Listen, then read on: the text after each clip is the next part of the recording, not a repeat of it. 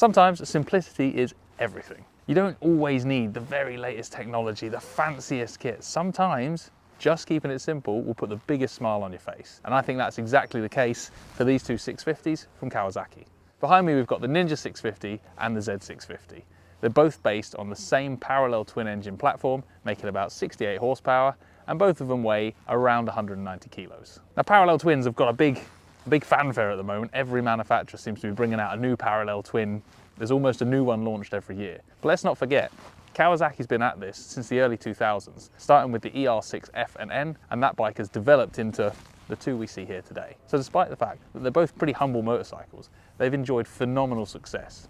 The Ninja in terms of racing glory, and I'd wager that more people have learned to ride on the Z650 and similar platforms than any other motorcycle put together. So today I'm going to be riding the Z650 and the Ninja 650, having a bit of fun and just showing you how much of a smile you can put on your face with a simple 70 horsepower bike. Right, I'm going to grab my helmet, jump on the Z for some skids, wheelies, and all those important things you need to know with a commuter motorcycle.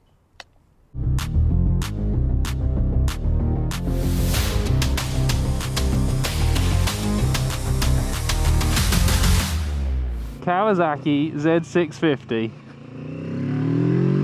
There's so much talk about parallel twin bikes and how parallel twins, everyone's making parallel twins now, and why have we, it's almost easy to forget Kawasaki's been doing it for years. This Z650 has been in various guises a kind of stalwart of the Kawasaki bike range for bloody hell decades, and it's slowly evolved, but it's never really gone to the point of becoming this super high-tech, super modern bike. It's always stayed pretty honest and pretty true, which from the point of view of new riders from riding schools, kind of people getting their first bike, wanting a cheap commuter, it's been brilliant. It's just been nice, simple, does the job. There's no fuss about it.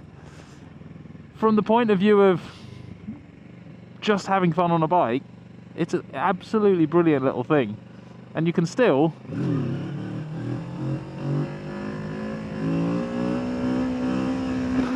do nonsense like that on it, which makes it an absolute riot to ride.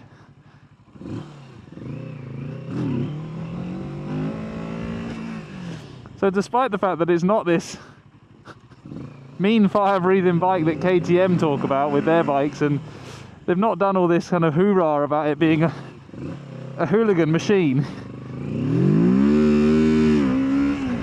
you've got a thing that's an absolute riot, and I love it for that. In all honesty, you do have to unplug the ABS if you want to do the drifts, but as far as wheelies and skids go,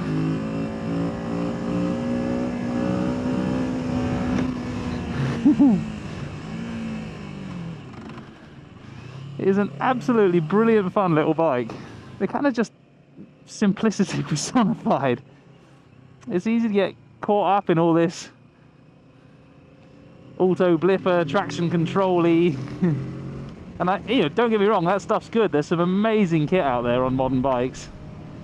There's something about these nice, simple, thrashable bikes that, just puts a smile on your face. It's very easy to dismiss bikes like this on spec sheet alone, but the reality is, till you sling a leg over them, till you spend a few weeks bombing around on them, you don't really get to know them.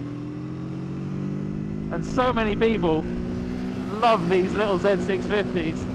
They're such a thrashable little thing, but they're immediately easy to ride. A little thing I always like to do when I ride different bikes and jump from bike to bike is consider immediately how that bike feels to ride, because all the little highlights, all the little flaws, all the little weird features that motorbikes have when you ride different ones, in your first ride you really notice that stuff that's easy or hard to get on with. And I've been jumping from bike to bike the last few months, and every time I've jumped back on this, it's been because someone's asked me to do a wheelie or a stoppie or a drift for camera in an awkward place, and every time I've got on it, it's just immediately felt natural and easy, which at the level of riding when you're wanting to do skids and wheelies is great, because it means that you concentrate on improving your riding. But that applies, I think, right down to being a new rider or returning from bikes, or wanting something to bring your confidence back up because you've had a bit of a wobble or not ridden for a while, get on one of these. It just makes life easy. And you'll find yourself jumping on it, enjoying every minute of the ride, and ending the day with a smile on your face. There's nothing more important than that.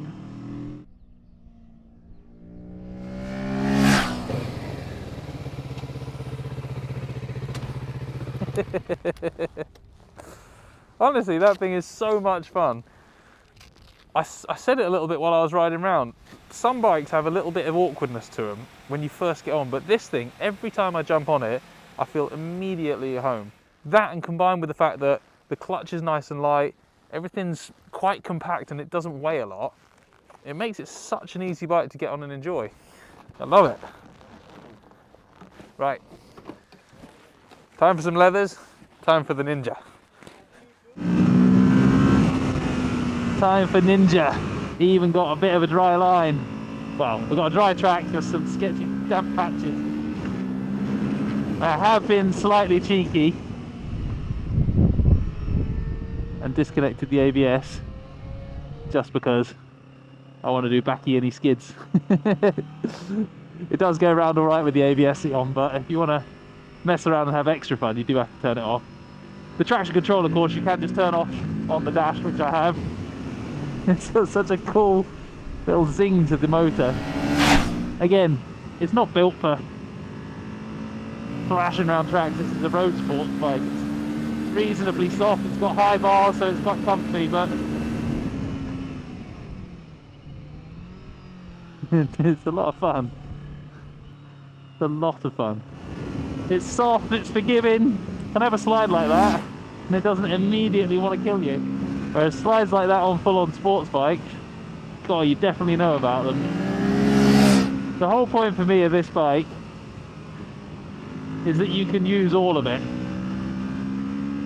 Even on a slightly cold, slightly damp track, even on the road.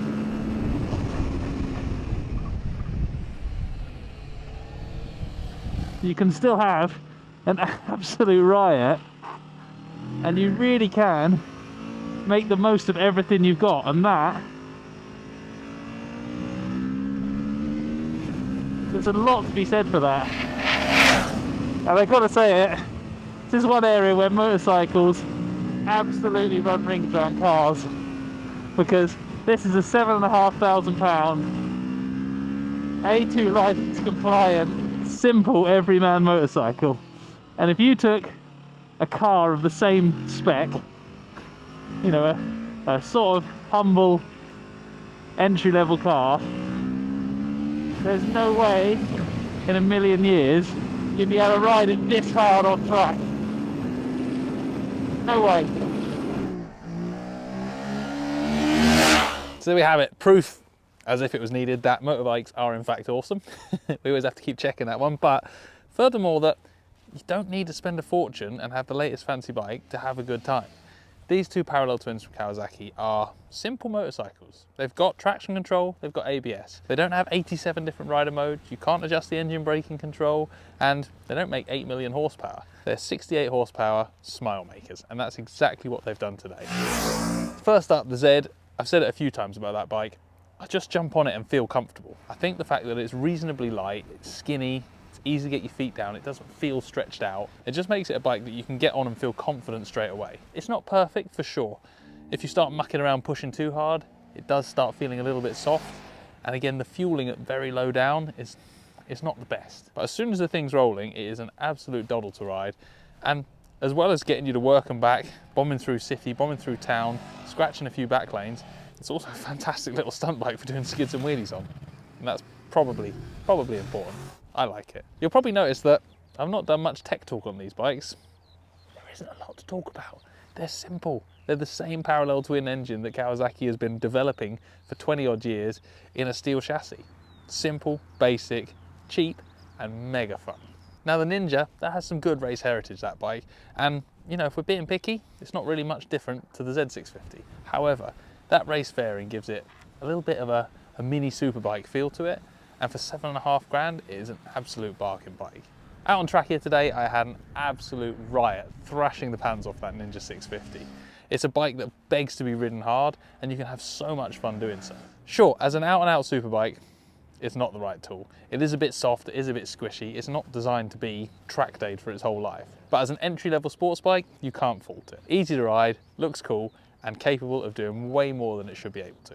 Now, parallel twin engines are getting a little bit of negativity at the moment. It's because manufacturers keep bringing out more parallel twins, and there's a few of us, myself included, that miss the screaming 4s and the lumpy bumpy V-twins. Manufacturers probably wouldn't all be flocking to build parallel twins if it wasn't for the fact that they work so well from an emissions point of view, and they're compact. So when you're trying to get a bike to have all the latest technology, pass the noise requirements and pass the emissions requirements, parallel twin is one of the best packages to do that with.